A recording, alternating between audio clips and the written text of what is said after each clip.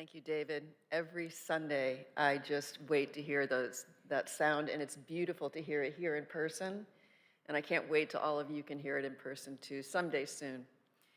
Good morning and welcome to Unity of the Palm Beaches virtual Sunday celebration. I'm so happy that you decided to join us this morning, and it's my honor to ask Reverend Taylor to open us up in prayer. Thank you, Linda. It's my honor to do so. So again, thank you, David. Absolutely beautiful. And thank you for joining us.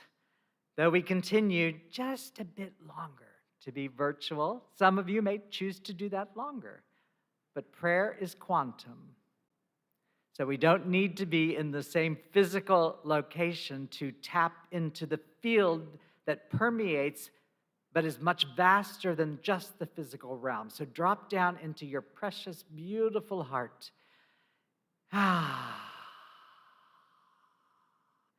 Begin to breathe in and out of that sacred portal, allowing yourself to align with and entrain within the source frequency that enters time and space reality through your heart. As we breathe consciously, as we feel the atmosphere of our hearts,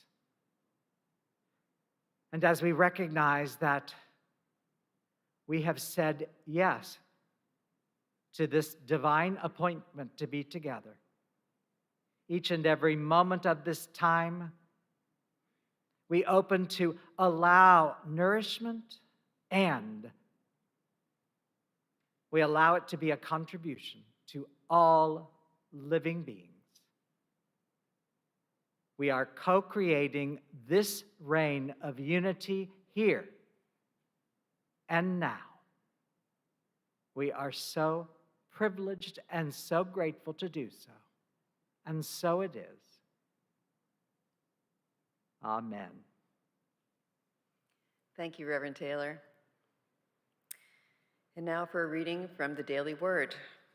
Today's word is faith, and the affirmation is, "My faith keeps me focused on God." I may not be able to control what happens to me and around me, but I'm always free to choose what happens within me. My perception determines my experience, and I begin with faith. I choose to see the vibrant wholeness that is present even during illness. I open my heart and mind to the harmony that I know is possible even in the midst of apparent discord. When my needs appear greater than my resources, I remind myself all supply springs forth from the inexhaustible well of divine substance. I am reassured by remembering all situations are temporary and God is greater than every circumstance. Through my faith, I align my thoughts with the divine and believe in this truth that sets me free. And from Scripture, Luke chapter 17, verse 6, "If you had the faith the size of a mustard seed, you could say to this mulberry tree, 'Be uprooted and planted in the sea,' and it would obey you." And now David and Trish will lead us into meditation as I light the Christ candle.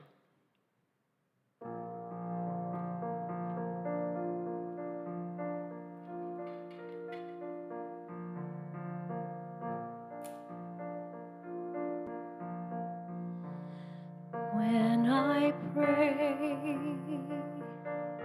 I feel my heart go deeper, my heart go deeper into my God. When I pray, I feel my heart go deeper, my heart go deeper into my God.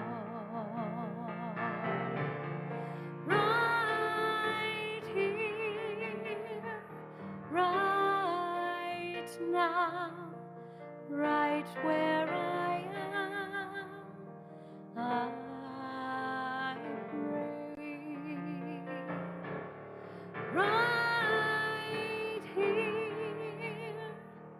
right now, right where I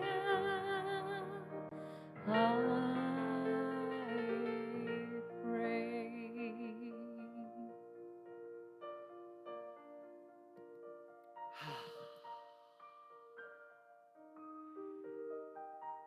And wherever you are, in terms of time and space, whoever you may be with or by yourself,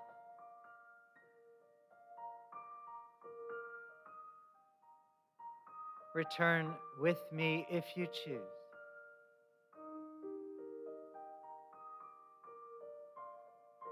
Back to that heart center.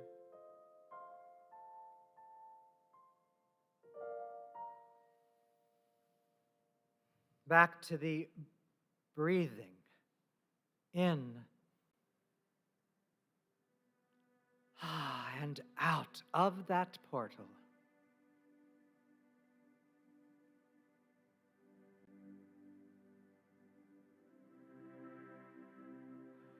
Again, if you choose, just bring a spacious sense of awe to the center of your chest.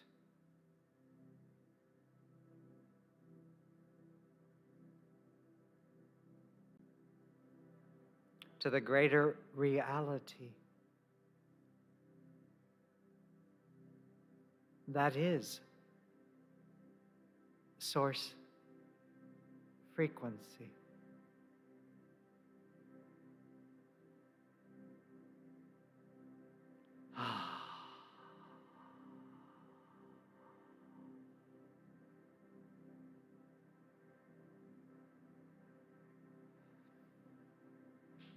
Without trying to make anything happen.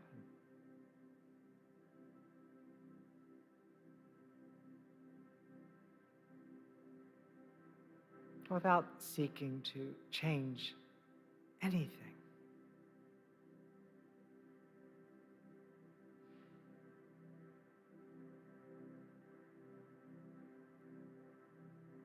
Just allow the heart to expand.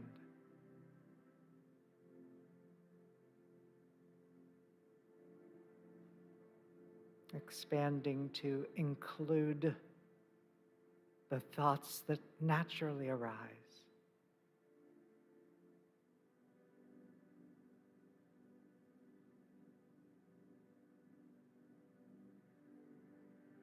Expand to include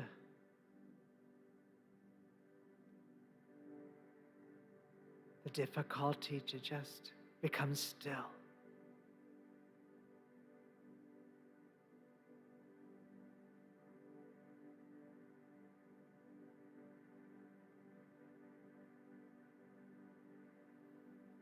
Expanding to include what could be called distractions.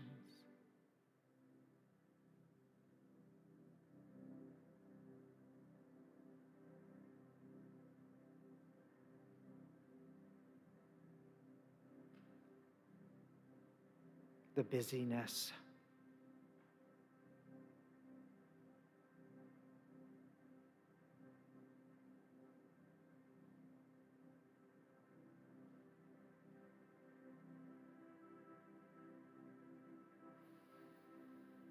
As we include it all,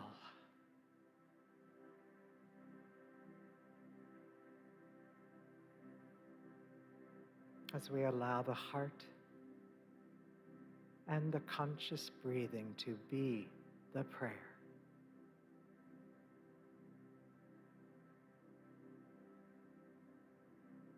The reality of that beautiful lyric.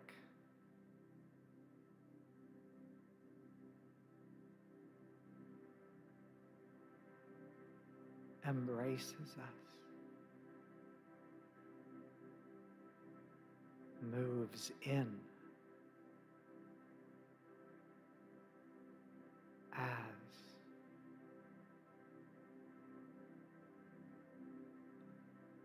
I feel my heart go deeper.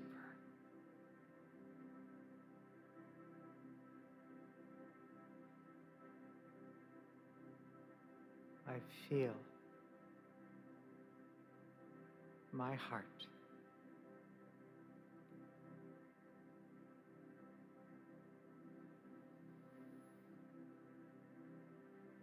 and so we release the words, the intentional sounds. We become still and bask in that heart space. Be still.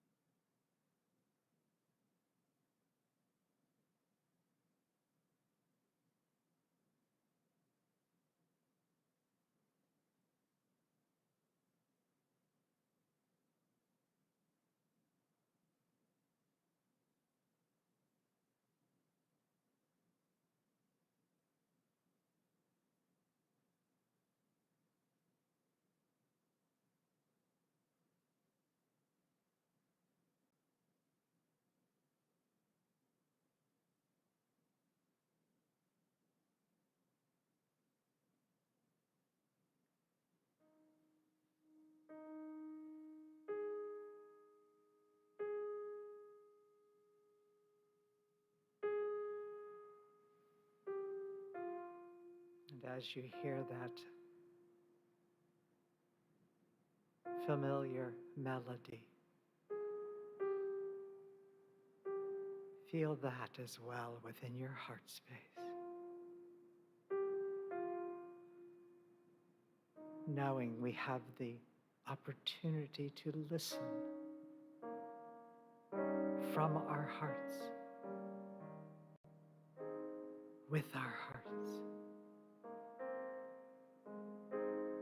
throughout the remainder of this gathering. We are so, so grateful. And so it is. Amen.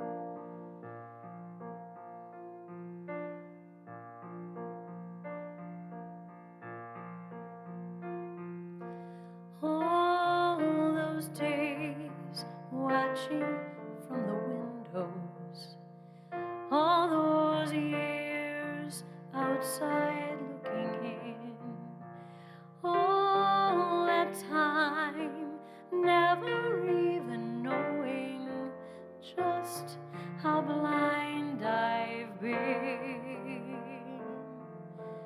Now I'm here, blinking in the starlight. Now I'm here, suddenly I see.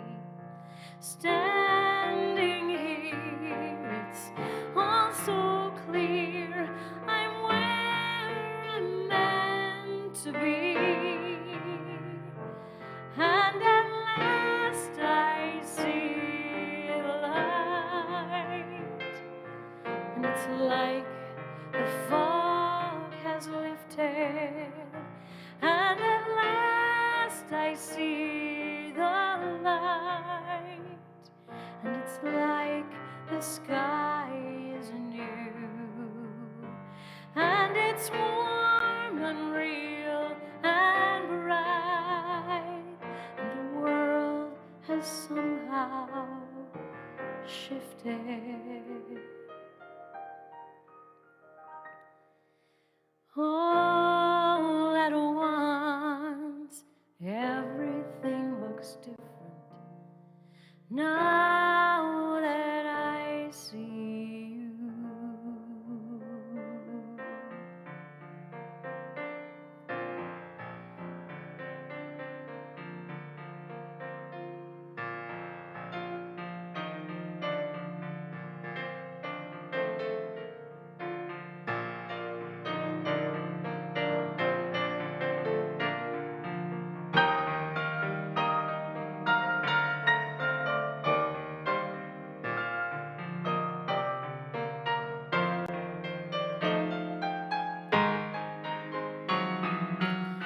All those days chasing down a daydream, all those years living in a blur, all that time never truly seeing things the way they were.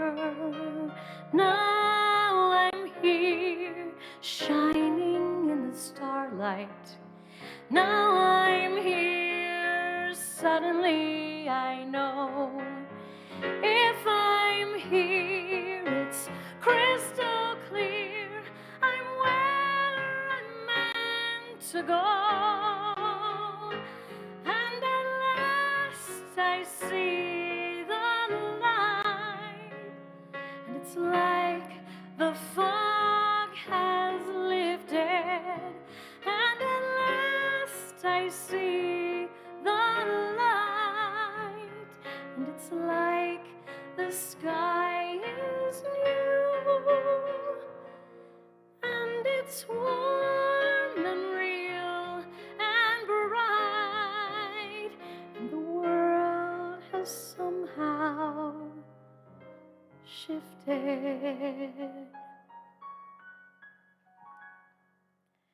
All at once, everything is different now that I see you.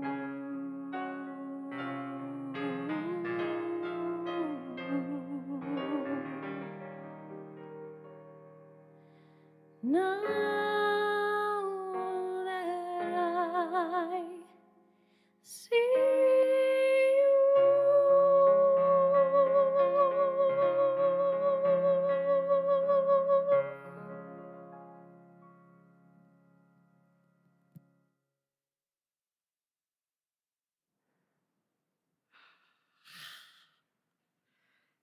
Wow.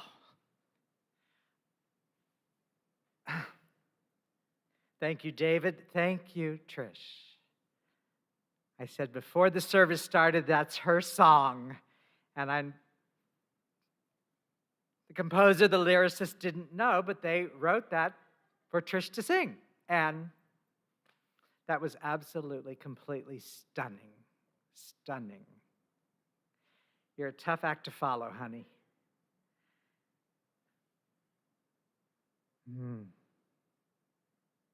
And at last I see the light.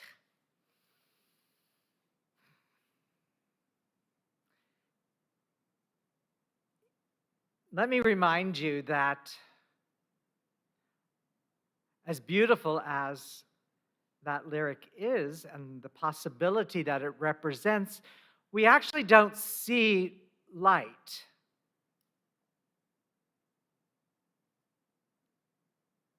The light is what we see with. And that may seem like just semantics, but it's a huge, huge, huge distinction. And particularly after what we have collectively been through throughout these many, many, many months, we have, as that lyric says, been collectively, and when I say collectively, a unique experience in that the entire globe has been infected and affected by this experience of pandemic. And that, we've been fogged in. And as many of you have heard me say, for me, fog is forgetful of God. Fog, right? So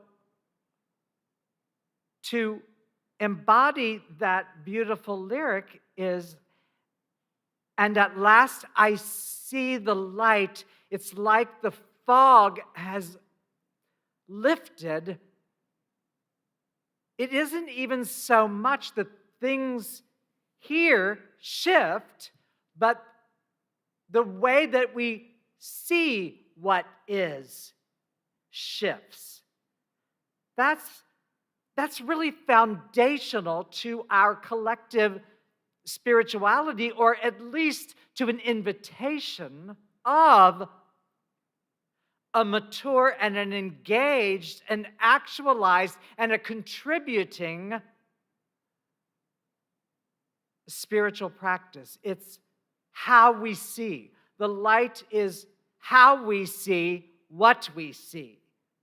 And when we see what we see through a different lens, then metaphysically, the invitation then is, and the opportunity, and I would offer to you the privilege, is that when we can hold a vision of what is not yet visible, then and only then can the manifest reality change.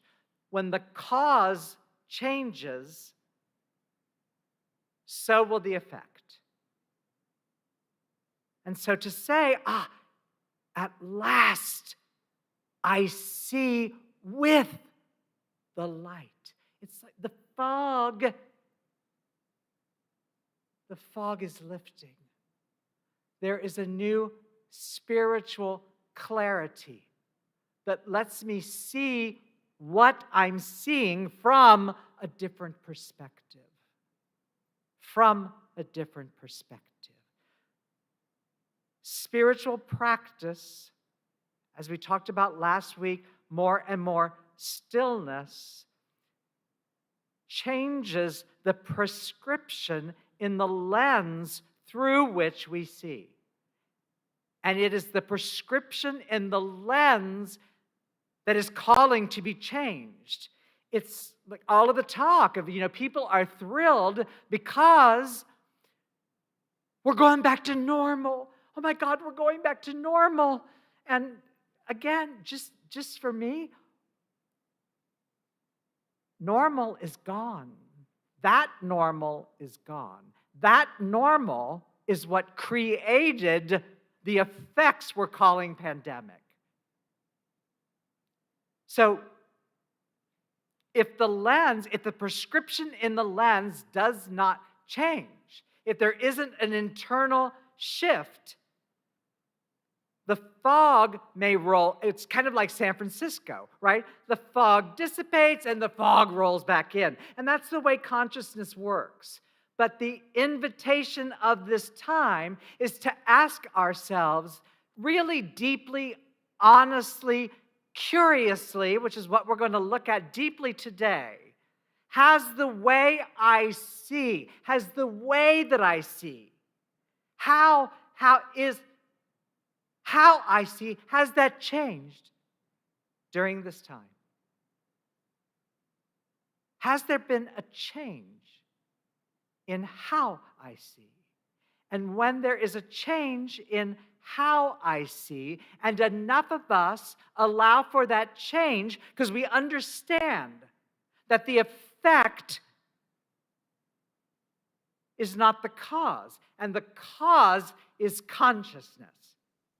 And consciousness outpictures and becomes manifest. And so what is on the screen is not transformed by trying to run up to the screen and change it.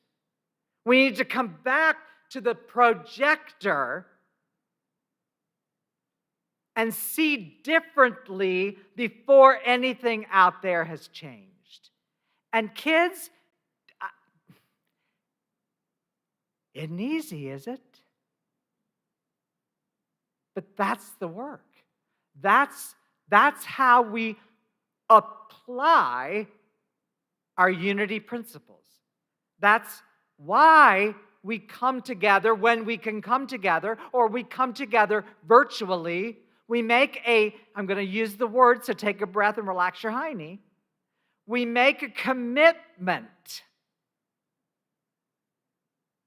to being sure that this is sustainable, that this is here for future generations, that we apply these principles not just for the individual self, not so that I can get what I want or not so that I can get my way. That's baby spirituality. And then we have tantrums when we don't get our way. Anybody? Can I get a witness? You want to really know what's going on in somebody's consciousness and with their spirituality, watch what happens when they don't get their way. That's when the deeper, right, like an orange gets squeezed, then you find out the quality of the orange when the juice. You with me? So we begin to feel as if the fog is lifting. If there has not been a causal change in consciousness, the likelihood is the next one's already on its way. And it's like the universe, some cosmic force in the universe has got us by the shoulders and is shaking us and saying, excuse me, look at how you're treating each other. Look at how you're treating your planet. Look at how self-absorbed you can be in what you want, and you don't care about the rest of humanity. And spirituality is about all living beings, or it's not much of a spirituality. It's just not much of a spirituality. So I have actually literally gotten to a point where I celebrate not getting my way. Now, that don't mean I don't have tantrums. Ask Donald. I'll give you his email. But let me tell you, I don't stay there very long because I know that there's something more important, and that is liberation with a capital L. I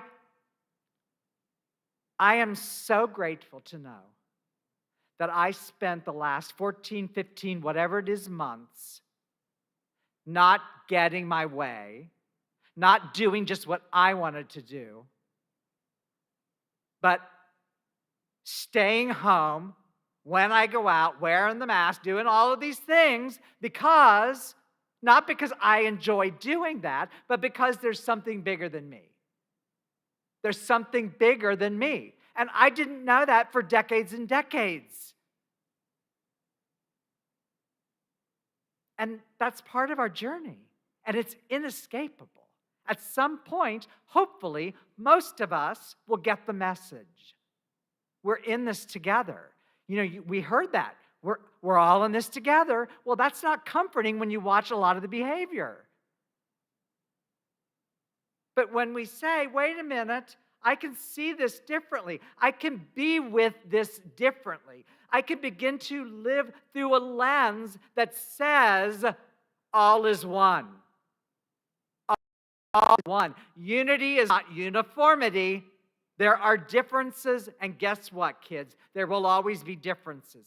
Unity is this lens of, yes, there are differences. No, I don't agree with what you're doing, but there's something more important than me agreeing with you. The all is one, and the applied godness, that's what's most important.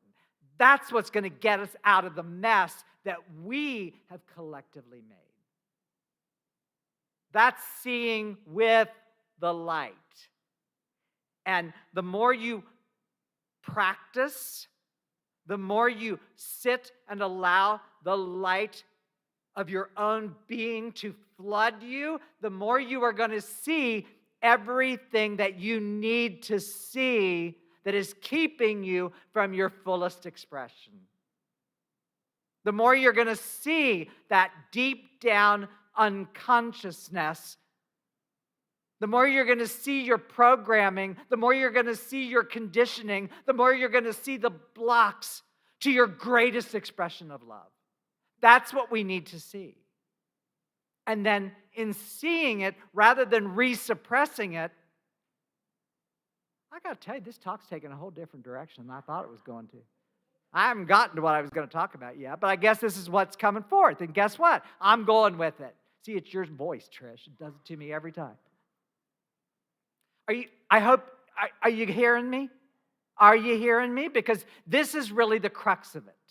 So shortly, we're going to begin to come back together. And we're not going to come back to, oh, it's going to be just exactly the way it was.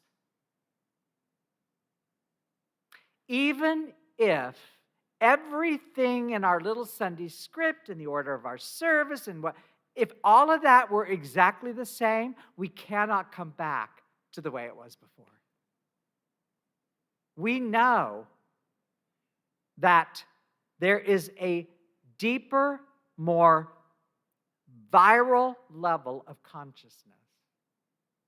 When we come back together, I invite you, let's come back together, not just for our individual self, but so that our beingness embraces everyone that enters this space. We're going to have some guidelines, and there's going to be some of you who are not going to like the guidelines. And I love you tough, because it's not about the individual, it's about the collective. I got my little mask hanging right here. I cannot tell you how much I just don't like wearing a mask. But every single time I put it on and I think, this is for the class. Now, I'm double vaxxed. There are people that I'm looking at right now through this camera that are choosing not to be vaccinated. That is your choice. That is your choice. And there are precautions you can take for the good of all. And when we begin to see through a lens that there's something greater than just me, and I'm going to make a contribution every single day of my life. I am here to uplift all beings. And that's tough sometimes. When you don't agree with somebody, but you're willing to bless them anyway, that's a mature spirituality. I have never cared less about what I think than I do today. That don't mean I don't think it. I just don't operate from it.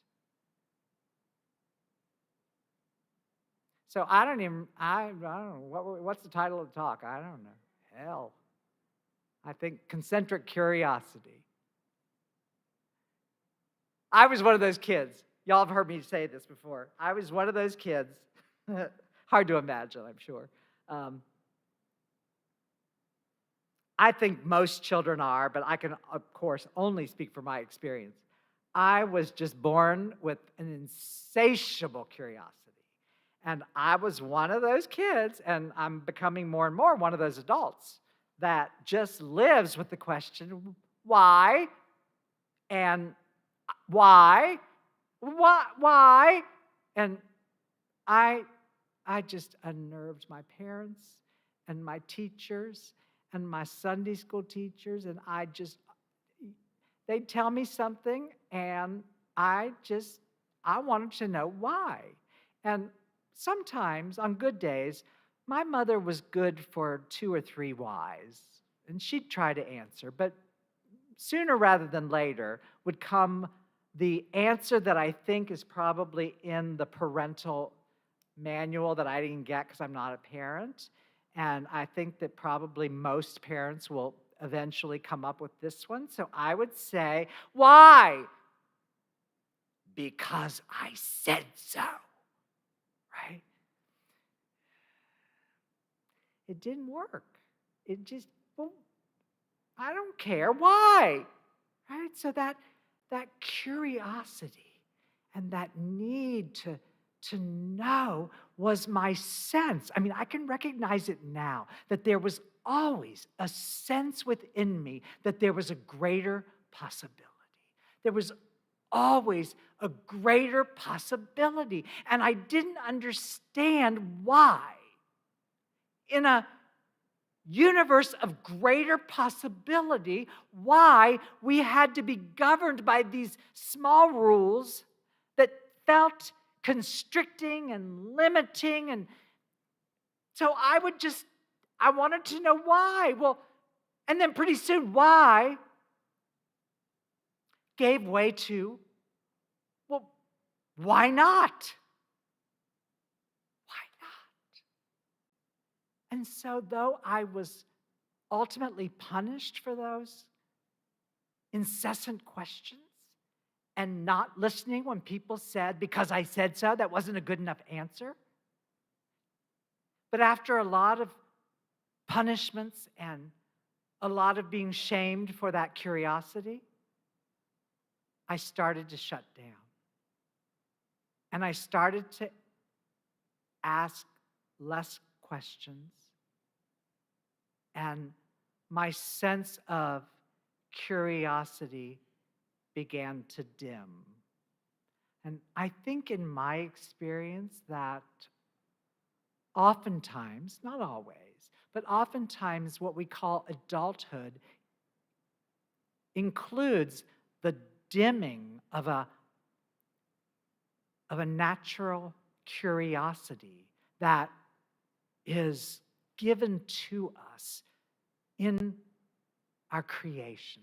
That curiosity and asking questions is what evolves us It's what moves forward the collective consciousness. And when curiosity gets dimmed, then so does possibility. And so curiosity and possibility and questioning are precious gifts that I have reclaimed and I continue to reclaim and I continue to question. And I think that my questioning and my curiosity are part of my gifts. The ability to look at something, look at the programming around it, look at the prescription, look at what the world tells me. This is the way it is. And to kind of feel how that lands within me and to go, wait. Why? Why is that? Why is it that way? And what if it could be different? Well, that's the way it is. No, but why? And that renewed sense of curiosity births a new sense of possibility. Comes back, as I shared a few weeks ago. For me, curiosity and humility they're linked, right? Just because I think something is a certain way, if I have not questioned it, if I'm disturbed by something and I don't go within and question that disturbance, if I don't begin to say, hey, what commentary, what narrative am I running about this situation which is disturbing me? What story am I telling? What distortion is happening inside of me that is not giving me the clarity I need to be able to see this differently? See, when we get triggered, now, y'all are just the best lunatics. And as human beings, because we have brains, and because the brains are functional, and because there's a root reptilian brain, we get triggered.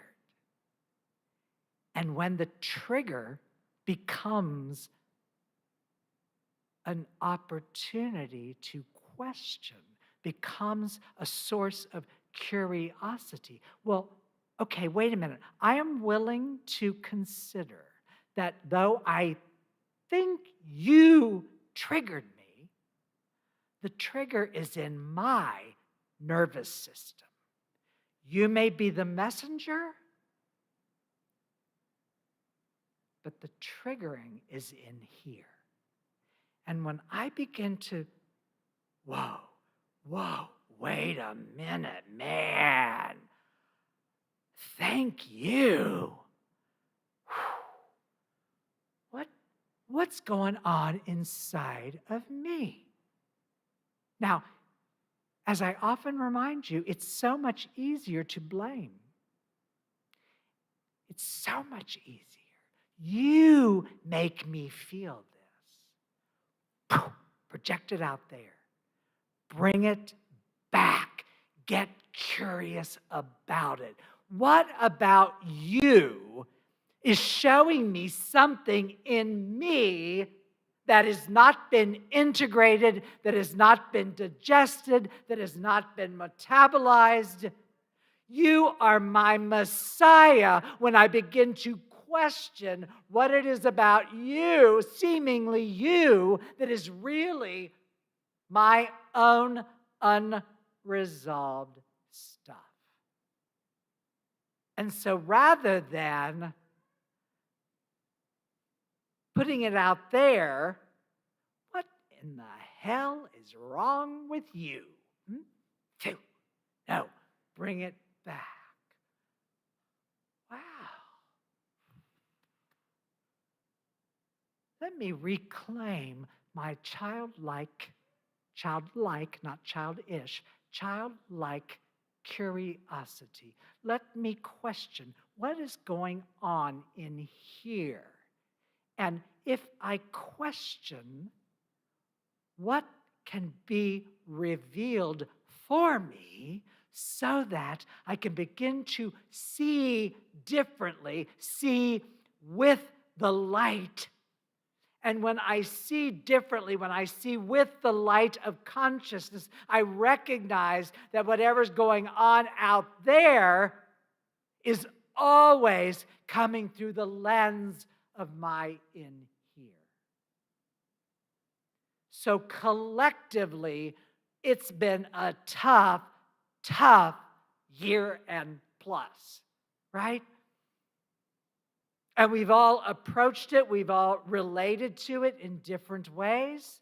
But I have been incredibly curious as to what's going on in collective consciousness, what my part is in it. See, that is such a confronting and such a revelatory and such a transforming question.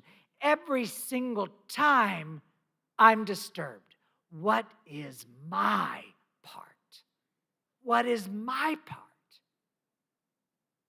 What if I bring it back in here and get curious? And when I get curious, when I look inside, something new becomes possible. A new possibility arises in my consciousness, and the lens through which I'm seeing changes. And at last, I see with the light. But without curiosity, and as the title of the talk would indicate, it's concentric. It's like I was as a child. Well, why? And then you think, well, yeah, but okay, but why? In here. Why? What? What's going on? Well, why is this happening? Well, what if? What if I could see this differently?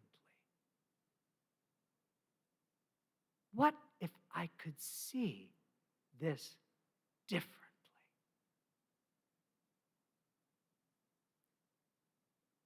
You know, the Buddhists talk a lot about petty tyrants, that we all need petty tyrants in our lives. We all have human beings that seem to trigger us, that seem to be our problem.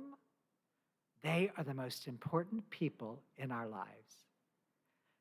So rather than rejecting them and casting them out of your experience, get curious about what it is about the petty tyrant that is revealing what is unintegrated inside of you.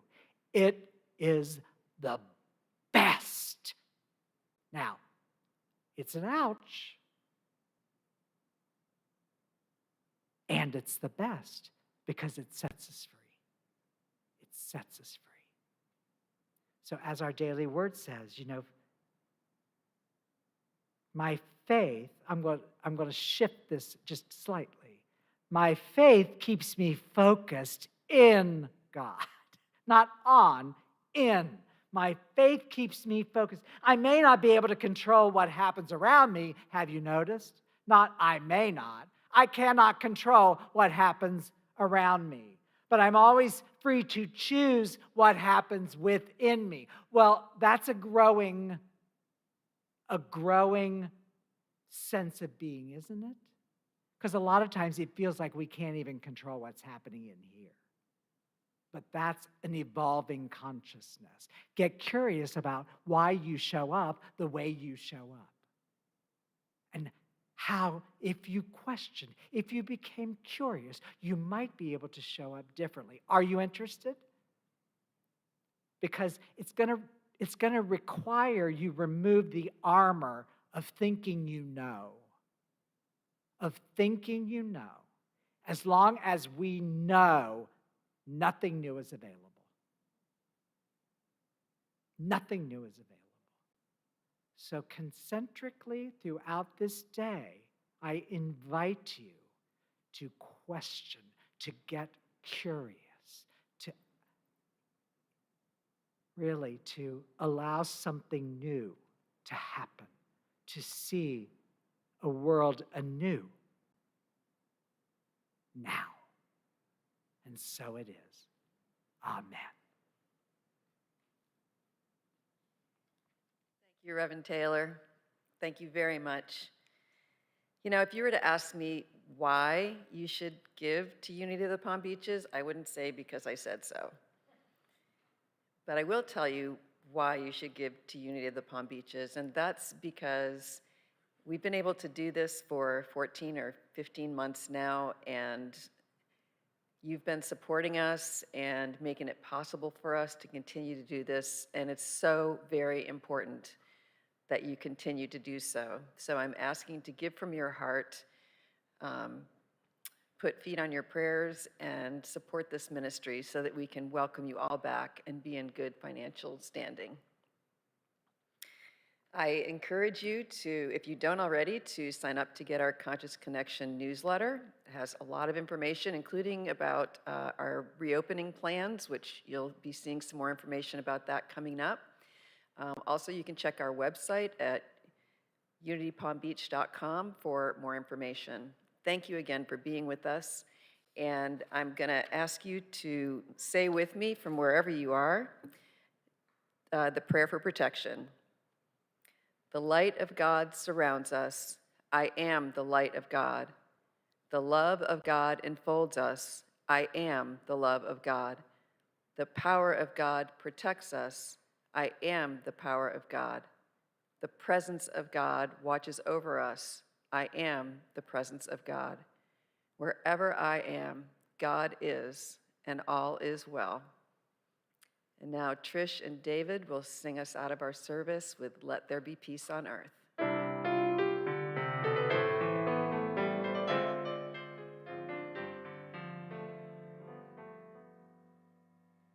Let there be peace on earth, and let it begin with me.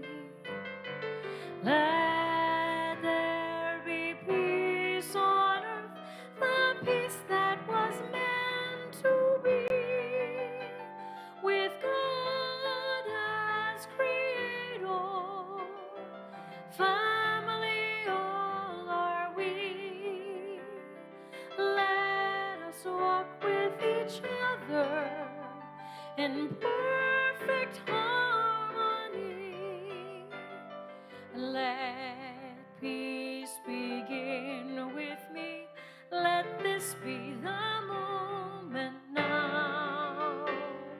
With every step I take, let this be my joyous vow. To take each moment and live each moment in peace eternally. Let there be peace on earth, and let it begin with me. Have a fantastic week, and we will see you next Sunday. Take care.